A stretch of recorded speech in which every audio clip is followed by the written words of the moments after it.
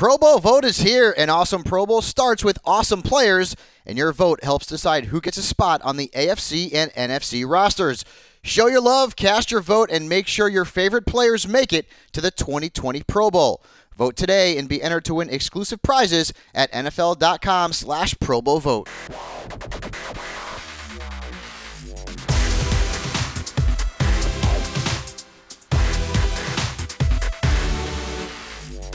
What's up, everybody, and welcome to the NFL Fantasy Football Podcast. I am not Marcus Grant. Marcus, is feeling a bit under the weather, so we are giving him the day off. Yeah, we hope you feel better. To get healthy, get better, my friend. Yeah. Although I think maybe he just celebrated the Niners beating the Packers too much last night, and he decided, I'm going to take the morning off. Man, that wasn't even – I don't even want to call that a win. That was just a true beatdown. Yeah. I mean, the Packers didn't even show up. Niners were the true best team. Yep. That voice you hear is the dulcet tones of Mr. Graham Barfield, the Fantasy Viper. How are you, my friend? I'm doing well. We were just chatting a little bit before the show. It sounds like we both had good fantasy weeks. Yeah, but fantasy is the only thing that kept me sane this weekend. Fantasy is the only thing that matters. And we'll talk about that. 12 leagues. Looks like I'm going to win at least 9, maybe 10. I already beat Maurice Jones-Drew in one league. I might beat him in another, depending on what happens with Todd Gurley and Justin Tucker, believe it or not. And then in the Allison Chains League, I took out my pal Jerry Cantrell, who was in first place. So pretty good. Before we get into things, we're going to go back behind the glass to our pal, Edward Murphy. What's up, bro? So it was a great week for us, right? NFC East football. I mean, it was it. The only team that the worst team in the division is the only one that won. The Washington Redskins, which did me a huge favor because it's helping the tank. The tank keeps rolling. Giants lose them to the Bears. Redskins win a game. Giants now tie with them for wins. The only thing Giants fans are tracking right now is the draft order. It's pretty great. You know what? It's funny because there are some friends of mine and people I've seen on Twitter who cover the team who are saying that it's been 3 seasons of this. It's time for you want to see winning football. You want to show some life, and I get that to an extent. But this deep into the season with 2 wins, it's like, well, you're just only hurting yourself in the long run. If you can get a premier player like a Chase Young, you keep losing, and you get that player. Yeah, and they're trying to build, obviously, around Daniel Jones, too, and having an earlier pick is going to make sense. Dave Gettleman never trades back. Never trades back, so you guys will be picking for sure in the top 5. That's exactly true. But, you'll get a great player at least.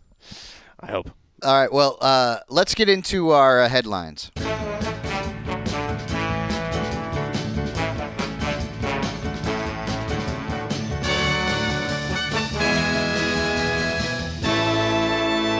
Let's do the news. I think the biggest headline from this weekend, and there were several, were the number of big-name quarterbacks who sucked. Right. Okay?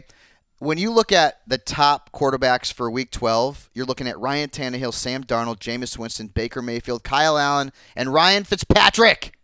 Okay? It's not until the number 7 quarterback that you get to a name you've heard, Drew Brees, or at least that you know. This week, we saw Tom Brady, Russell Wilson, Aaron Rodgers, Carson Wentz, Matt Ryan, I'm not done yet, and Dak freaking Prescott, who I'll get into, score fewer than 11.5 fantasy points. And I said this at the beginning of the year, and it is ringing true now. There's 1 or 2 quarterbacks in this league that are matchup proof. And we all know Patrick Mahomes is one of them. Now Lamar Jackson, he may be more matchup proof than Mahomes at this point. But guys, these big name quarterbacks, and I get Russell Wilson to a point. I mean, listen, Philadelphia is really good on their home field, so I guess I gave him a pass in this one. But I mean, like Ryan, great matchup. Dak, okay, he's been great this year, bad matchup. Carson Wentz, the matchup was there, his weapons weren't. Tom Brady, and I'm going to talk about a little rumor that I've heard about Tom Brady a little bit later on, but these guys are all matchup-based starters now, despite the names. Yeah, and that's kind of where we're at with fantasy now is I think, we've got a bunch of really good quarterbacks in the NFL right now, but like you mentioned, a lot of them are matchup-based starters. Look, I'll own the Dak thing, man. Like, Dallas had so... You got me a little excited, Graham, and I told you not to do it. I know, and I deserve the scorn. Look, like I thought We stink. Look, Dallas has not been able to win one of these games that really matter in a long time. And I thought this was their time, right? The Patriots are beatable. They only put up 13 points yesterday, Fab. Should we get into this now? Yeah. I mean, Eddie? like, it's just... Should we get into this now? We're talking about quarterbacks here. Matt Ryan, too, yesterday was just... Everybody loved him in the industry. Everybody. And he started off well. And then it went to garbage. He had 100 yards in the first quarter, and you're thinking, he's on pace for another big 300-yard day. He'll throw 2 scores. And then, of course, the garbage time score goes to Matt Schaub. Well, although Calvin Ridley owners, thank you. Yeah, exactly. Ridley owners I'll take that got one. bailed out there. Let's go back to the Cowboys, okay? And everybody knows that I'm a Cowboys fan. Although I'm on the edge of just insanity at this point. Number one, refs. Go to the internet. Go to my Twitter. And there is a GIF up there of what a trip is, okay? What the hell was that? 2, there had been 4 tripping calls all year long, 2 in this game, and neither one was tripping. Neither one. Yeah. I'm tired of the referees screwing us as fans. Yeah. Dallas has had some calls go their way for sure. I know. I get it. In this game specifically, there was another play, too, where I think it was really early in the game where I think Dak got hit late, like real late, and it was not called.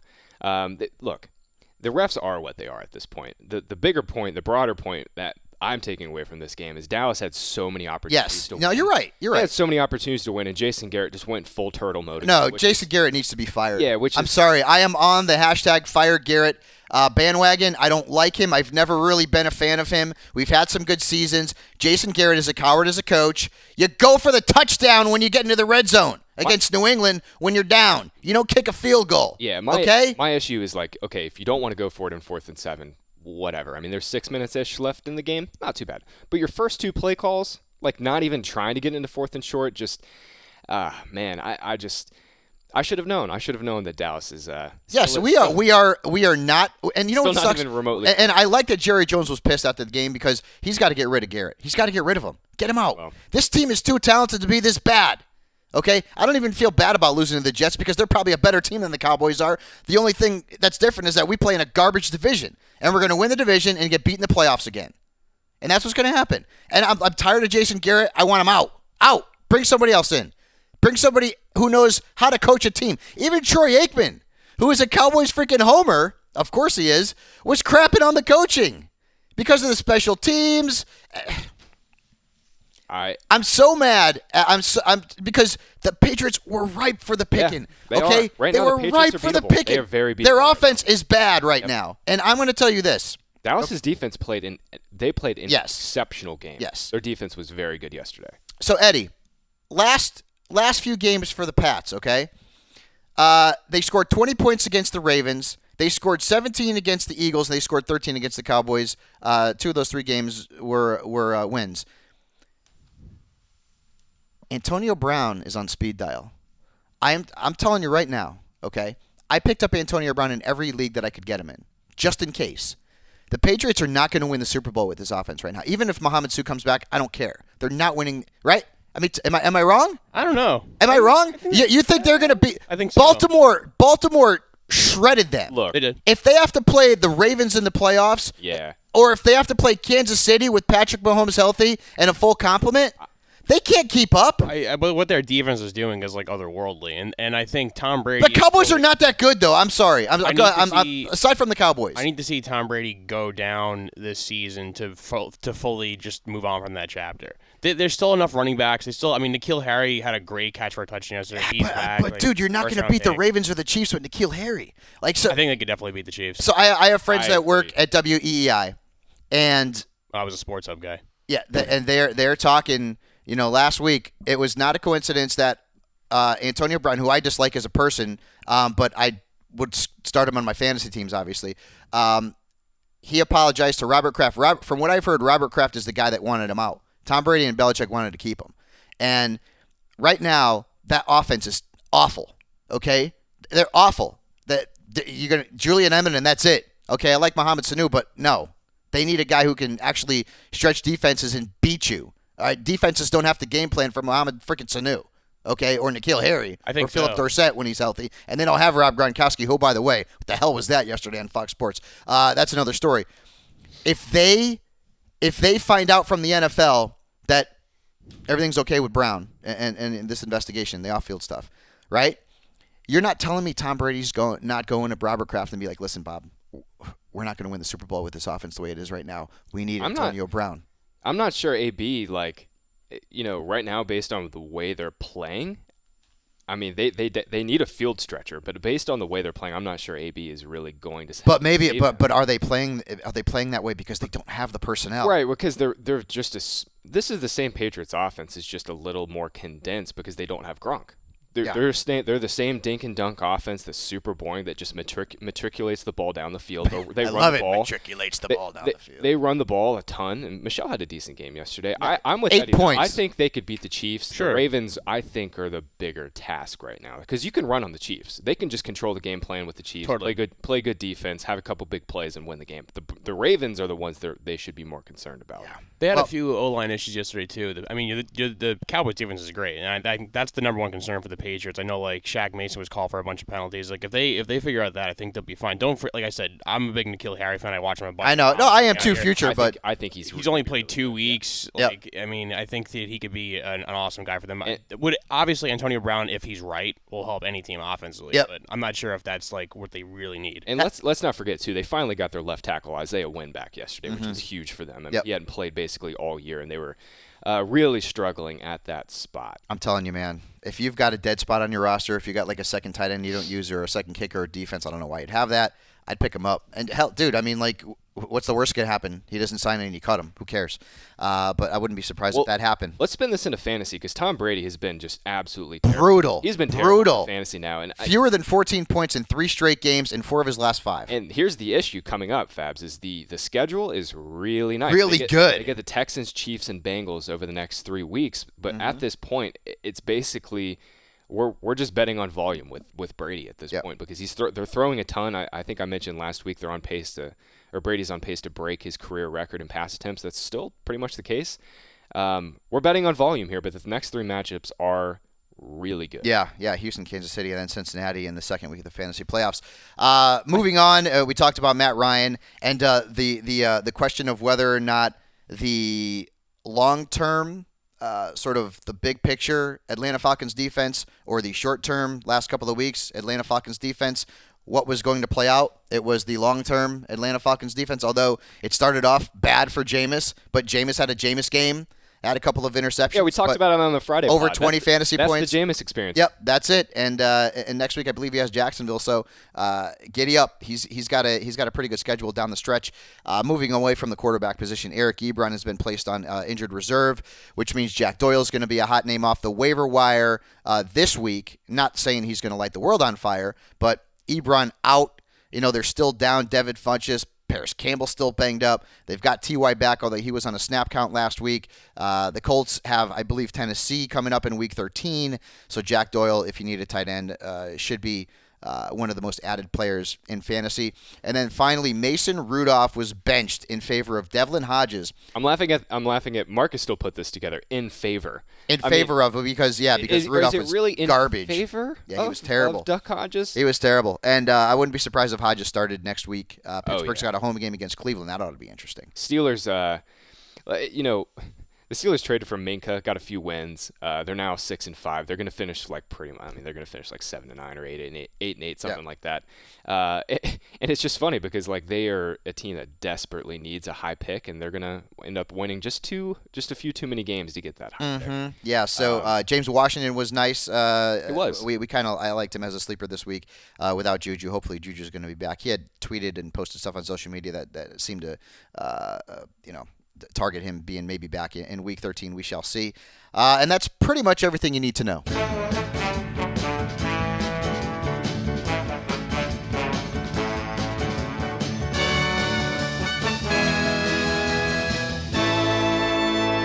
That was the news. So Week 12 was kind of one of those sideways weeks. We've been seeing a lot of those where like the matchups just didn't pan out. Sometimes it did, but oftentimes you were left scratching your head, like if you started Matt Ryan, for example, or Carson Wentz, for that matter. Although, once we found out that Aguilar and Alshon were out and the weather wasn't great, Wentz was a lot less attractive. But speaking of quarterbacks, can we talk about Ryan Tannehill a little bit? Ryan Tannehill had 4 touchdowns yesterday. He had 32 fantasy points, okay? He has had multiple touchdowns in every game since he's taken over as the Titans starting quarterback. He has scored 19-plus points in every single game but one, and in that game, he was at 18.9, so he's pretty close. Ryan Tannehill is owned in 4.6% of NFL.com leagues. He's got Indianapolis, Raiders, it's really Texans, nice. And then the Saints in Week 16. Is Ryan Tannehill a potential league winner if you have Tom Brady or Aaron Rodgers or Matt Ryan on your roster right now? I won't go as far to say a league winner, but he's a definite QB1. The biggest thing for him over the last couple weeks... Is that amazing or what? Yeah, the biggest thing for Tannehill over the last couple weeks is he's scrambling a ton. I mean, he's got over 30 yards rushing in his last 3 games. He's got 2 rushing scores yesterday, had another one back in Week 9. Fabs, this is just it's hilarious to me that the Titans offense just needed to get rid of the ball and chain Marcus Mariota. Exactly. And Ryan Tannehill is taking them to new heights, which is just I don't know. I'm actually kind of happy for Tannehill in a way. Me too. He gets away from that Miami team, gets another shot, and is playing extremely well. But yeah, for fantasy, he's been fantastic. I talked about him weeks ago. Yeah. And I would say, hey, I don't care what his name is. He's scoring points. Go get him. I didn't necessarily think he was going to do this against Jacksonville. But hell, I mean, that was a heck of a performance. Ryan Tannehill is going to be a hot ad off the waiver wire if he's still out there, and obviously super efficient this year too, including 72% of his passes, which is amazing in this Titans offense. All they need is just competent quarterback play that's somewhat efficient, and Tannehill is giving them that and more. A.J. Brown had a big game, although I don't know if I'm rushing up to pick him up the waiver wire. They're doing this without Corey Davis, who has been, I mean, he's playing, but he's not. He's less than another first-round bust at the wide receiver position. There's been a lot of those in the last decade or so. Moving on, let's crap on the Cowboys a little bit more, why don't we? Amari Cooper didn't have a catch. He almost had the catch. Almost had that catch. I screamed my head off. I think people in Marina Del Rey heard me when he caught that, and then when I saw the replay, I'm like, It was really close. So it was close. Amari Cooper was held to nothing. He had 6.8 the week before against Darius Slay and the Lions. He's banged up. He's got Tre'Davious White in Week 13, Thanksgiving. And then he's got the Bears in Week 14, and then he's got Jalen Ramsey in Week 15. And then he's in Philadelphia for Fantasy Championship Week. At least that matchup's good. The schedule. No, it's not. Yeah. Philadelphia's tough on their home field. Is Amari Cooper a must-start now? Yeah, he's still a must-start. Yeah, I think so. Look, I mean, last week with Slay, he still got 8 targets, but he was limited to like 60% of the snaps, wasn't 100%. And this was always in the range of outcomes. Like, Bill Belichick is obviously known for just taking away teams' top options, and he did that yesterday. He put Stephon Gilmore on Cooper. Gilmore was on Cooper for basically every single snap yesterday, and he took him away. And that was always within the range of outcomes, is Cooper getting taken away. Now, I thought if Cooper was going to get shut down, that Gallup and Cobb would have big games, and Cobb had a big gain. He had that one big play on the play action. Yeah, he was better than I thought, yes. They hit him on a crosser. But other than that, I mean, this Cowboys offense was just stagnant. I mean, their pass offense was just stuck in neutral all day yesterday, and Cooper getting shut down was a big part of that. I'm not overly concerned because this is the same player that was on pace to he was averaging Michael Thomas levels of fantasy production if you just dropped that one game where he got hurt against the Jets. I don't think while Tre'Davious White is good, he's a really good player, and he's been able to shut down other star receivers this year. Amari Cooper is he's one of the few guys that I would feel pretty comfortable being able to beat White on Thanksgiving. So I'm going back to him. Eddie, what do you think? I mean, you're a Giants fan, and you hate the Cowboys, but being completely unbiased, I'm a Cowboys fan, and I hate the Cowboys right now. Amari Cooper, you got him on your fantasy team? I don't have him, but he's still a difference maker. I mean, he's the number one receiver on the depth chart for the Cowboys that you have to trust, especially if you're in a PPR league. I mean, he's a guy that you expect to make plays, and I don't think you'd feel comfortable benching a guy like him. Maybe I'm just my take. Bitter right now. I think you're a little upset. I'm a little upset. All right, moving on. Number one, trolls on Twitter who crapped on me because I had Jalen Samuels as a start.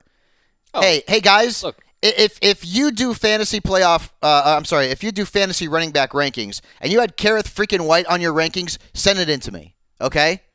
Where the hell did that come from yesterday? They went to a 4-headed monster, and Benny Snell led them in snaps, 48%. Jalen Samuels was held at 27.9% of the snaps. Is Benny Snell like a thing now? Look, the Steelers they're what the heck?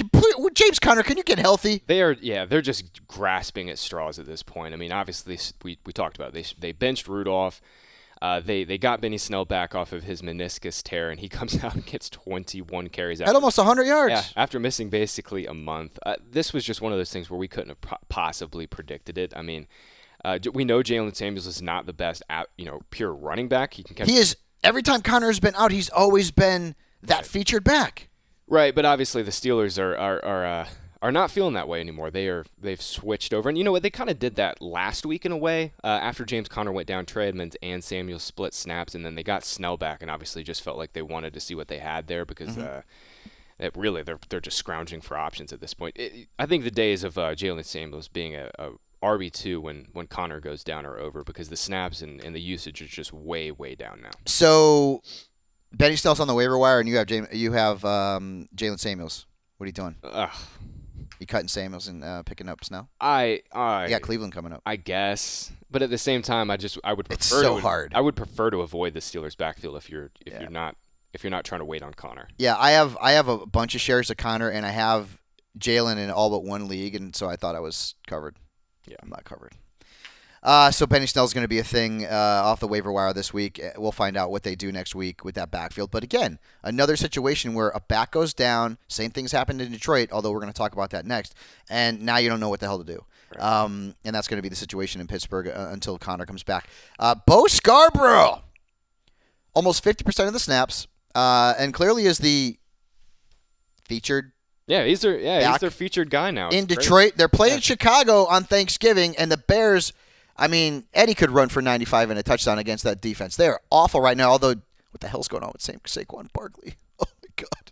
He's killing me. So he's a thing now, Scarborough. Yeah, 14 carries in Week 11, got 18 last week. He's had like over 80% of the Lions' running back carries since they've kind of shifted away over these last 2 weeks. J.D. McKissick and Ty Johnson are just basically change of pace guys, but again, this is the same thing we come back to with these bad offenses. It's like, how many times do you think they're going to be able to get in the red zone? And on Thursday, against Chicago, Jeff Driscoll played one of his worst games that he's played as a pro. Definitely his worst game this year as a Lion.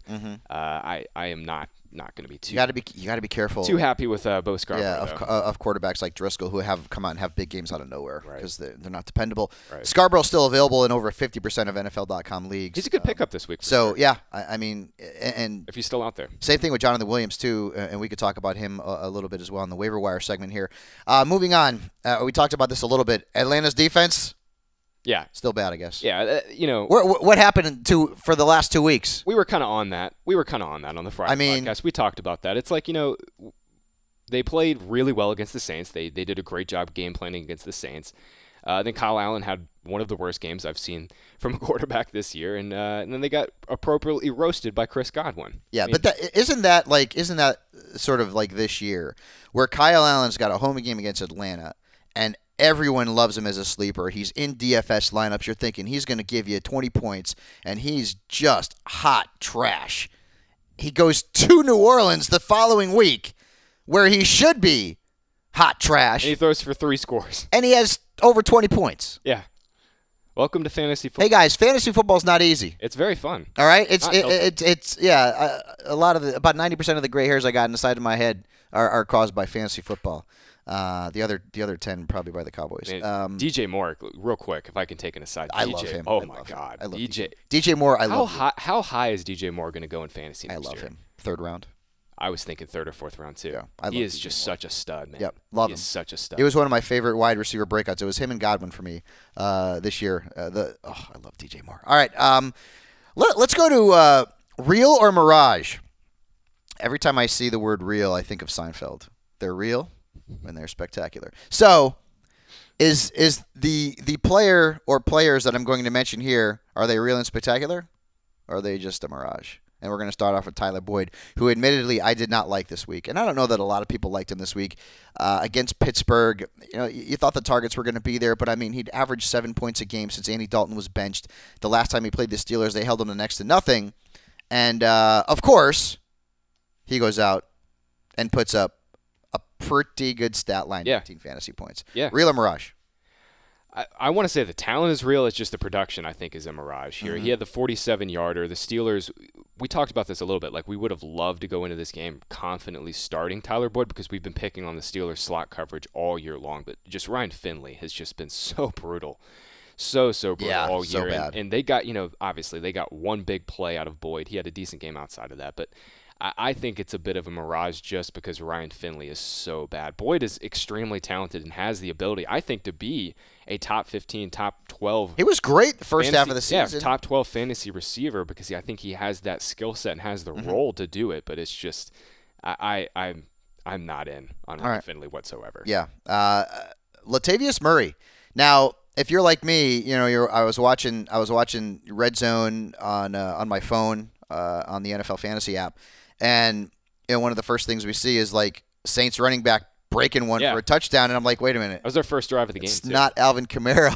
What the hell's going on? And it was Latavius Murray. He gave you 12 fantasy points. He only played 21 snaps, 35% of the snaps. It was still Alvin Kamara mostly in the second half.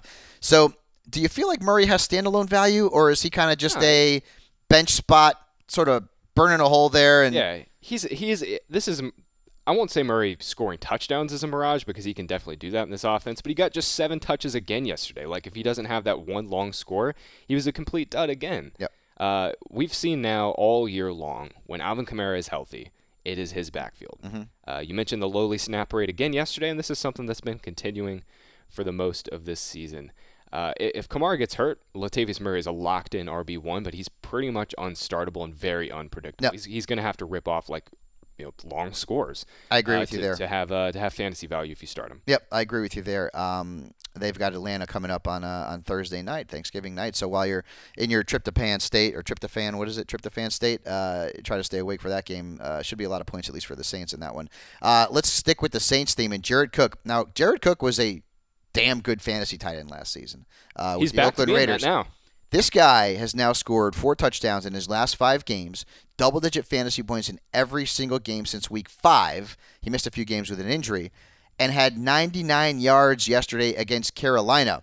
I assume we believe that this is real because he's locked and loaded as a top 10 tight end every week now. Yeah, we absolutely is, and we had better hope this stays real because the tight end position is starting to get really, really thin out there. Yeah. So I think we can both agree on Jared Cook. James White, and I talked about him a little bit earlier on. He was one of my favorite sleepers this week just because of the volume and the potential for him to see opportunities. He had a great catch and run against the Bengals. Now, do you trust him, though, as a long-term option? They've got the Browns coming up this week. James Washington. You would think Juju's going to be back sooner rather than later. Deontay Johnson was able to go yesterday as well. So James Washington, though, has been putting up some decent numbers. Yeah, what do we think? Yeah, this is, it took him, over a month to kind of get into this lineup and start playing a little bit and getting some opportunity. And when he has gotten opportunities, finally showed out a little bit. We've started to see a little bit of the talent start to seep through here, but I think it's a mirage just because I guess they're going to go to Duck Hodges for the rest of the year, and Juju will be back. Duck Hodges. And I don't think there's going to be enough targets to go around, but it's definitely been nice to see Washington actually pop a little bit. Yeah, he's shown some signs for sure. Maybe next year could be his big breakout season. We got to get Big Ben with back Big there. Ben's back in there. And I hate to say this though, the Cowboys. Okay, is that offense real or a mirage? It's not on the rundown, but I want to throw it out there to you guys. We've got Buffalo this week, and Buffalo's defense is tough. They're at home. Is there any Cowboy this week that you would sit because of that matchup? No, they're at home. They're back in Jerry World. Dak has been ridiculous in Jerry World too. Look, I get yesterday was really brutal for you, Fabs. It was tough to watch, but thanks. I'm telling you, I think it's going to be okay. Dallas is definitely, they're not close to where I thought they might be. It's because our coaches suck. Oh well, yeah. My first mistake was trusting Jason Garrett. Yeah.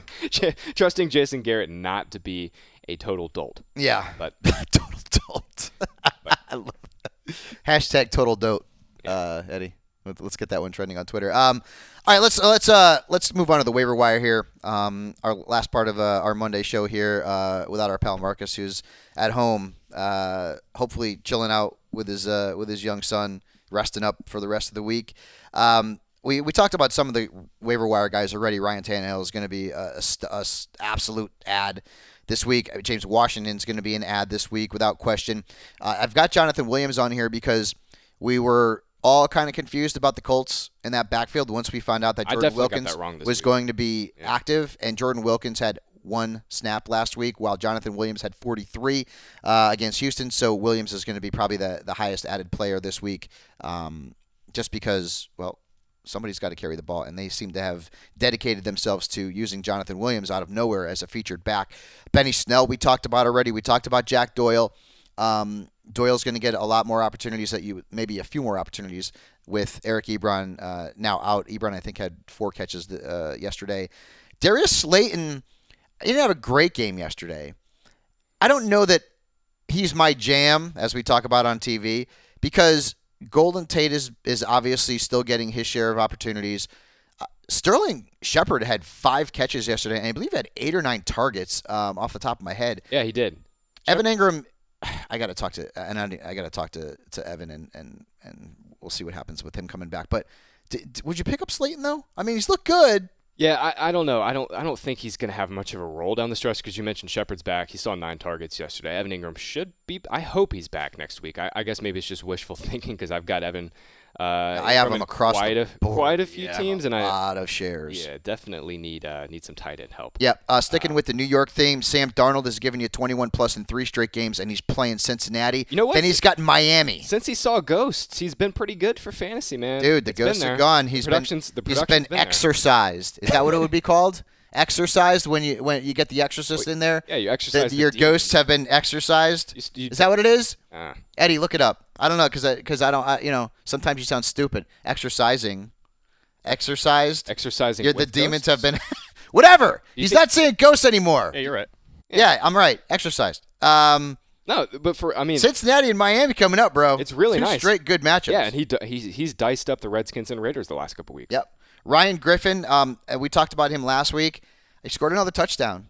That's all you need. And he got paid last week, man. Good for him, man. Yeah, he did get paid. How do you think Chris Herndon's thinking right now? Well, darn it. Yeah, he wasn't able to get healthy all year. Ryan Griffin's still owned in over 50% of leagues on NFL.com. This guy has given you at least 10 points in, let's see, 4 of his last 5, and the one game that he didn't do it was the game Chris Herndon came back. Yes. And then got hurt again. Yep. So he needs to be owned in all leagues. What do you think about A.J. Brown? I mentioned him. Big game. I love I just don't trust Titans wide receivers. Yeah, I love the talent. I think A.J. Brown is a supremely talented player, and I think I'd be buying in dynasty leagues, but it's just not going to happen. None of these Titans receivers are going to happen for fantasy this year. Thoughts on Russell Gage? Yeah, keeps producing. He's just basically popped right back into that Mohamed Sanu role, but I think it's a pretty thin receiver 4 play every single week. Yeah, he's been super cheap in DFS. Yeah, yep. Which I know has helped some people. And you got New Orleans coming up.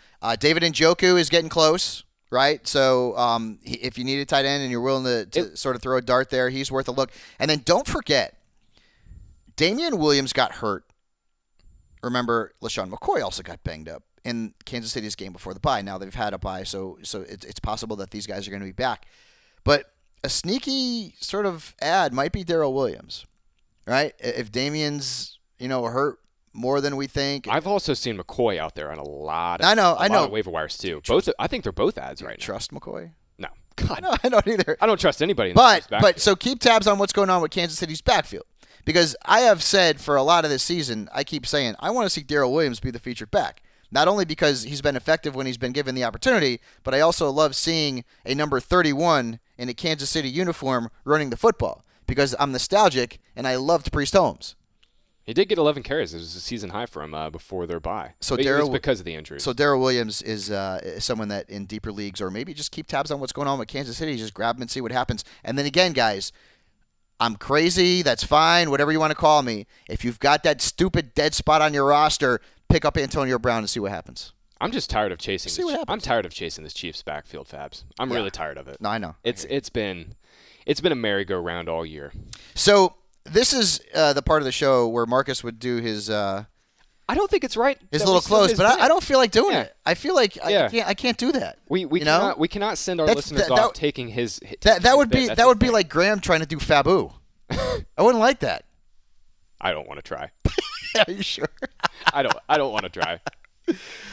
All right, guys. I will say this: make sure you go out onto your favorite podcast app and rate and review us. Hopefully you're enjoying the shows.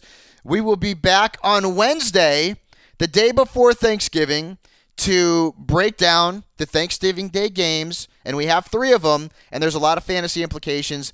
And then Graham and I will be back on Friday, so we're not missing any shows this week, despite the fact that we have a holiday, because that's what we do.